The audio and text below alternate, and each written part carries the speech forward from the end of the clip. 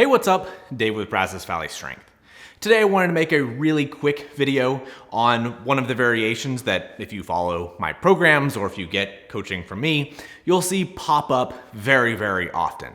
And that is either 1-1 or 1-2 variations. So I guess on its own, this variation is not a unique variation, but is the inclusion of any other variation that we think will be helpful to a lifter and then combining it with competition reps.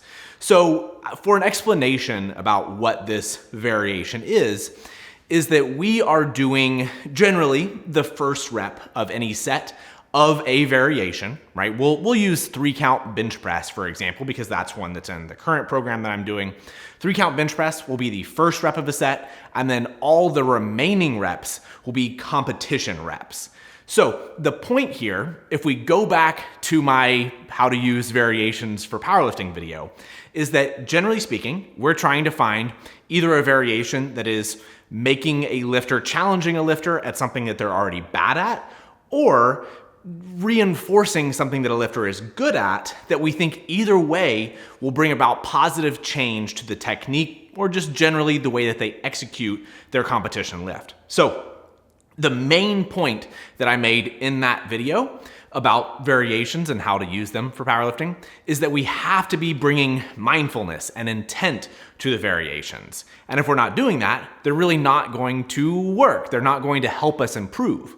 So by including or using the variation in a combination in the same set with your competition reps, it tends to really, really help people, we'll say, blend those two techniques. So for example, currently I'm doing 3-count paused bench in my 1-2 variation.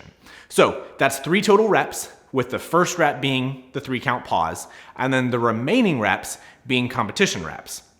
The reason that I chose this one, and this one is around often in my programs for myself, is that I have found with 3-count benching, I tend to get better aggression, better commitment to my descent and getting the bar to sink into my body the way that I really think it needs to.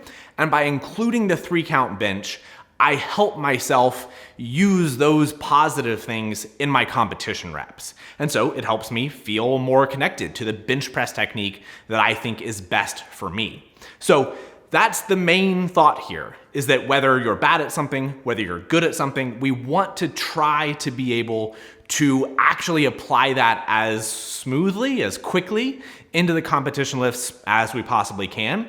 And one of the things that I've found is that oftentimes, let's say we're doing a tempo squat.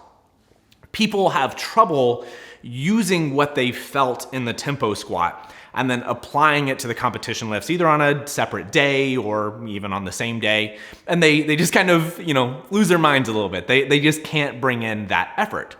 And so by doing it within the same set and obviously giving them the feedback that the tempo rep is closer to what we want them to feel than what they're already doing, it tends to be pretty easy to get people to pick up that technique a little bit faster. So I think that really the only limitation to this is practicality, right? It's difficult. You couldn't do something like a pin squat or something and get rid of the pins for it, right? That wouldn't really work. But any variation that you think is bringing about positive improvements and is practical to your competition lift, throw it in there. Some of the most common ones are tempo benches, tempo squats, 3-count pauses, just longer pauses, and then competition reps. Those are very, very common in the way that I program for people. 2-count paused deadlifts off the floor, right? That paused deadlifts, generally speaking, get people to work really hard off the floor. And then on that first rep, if we bring about that good technique and that mindfulness, people seem to be able to bring it to the rest of the reps. So on its own, I don't know that I would call this a variation, but absolutely this is one that I have found to be very effective. And pretty much immediately when clients start working with me or whenever this shows up in their programs, they pretty much latch onto it and feel like this sort of style should stick around at least in some capacity for the rest of their lives and the rest of their training. So if you have a variation that you think is helpful for you, try mix it again with competition reps and see if you're able to bring about the positive changes that you think are really happening with that variation in the first place. And if you need more advice on really why to use variations, maybe go back and watch that video. I'll put it in the title cards up here somewhere. So anyway, I think it's probably not a quick fix, but I do think that it really, really helps people bring that mindfulness and intent that we wanted. So anyway, if you did like this video, give me a thumbs up, subscribe if you haven't already, and we'll see you next time.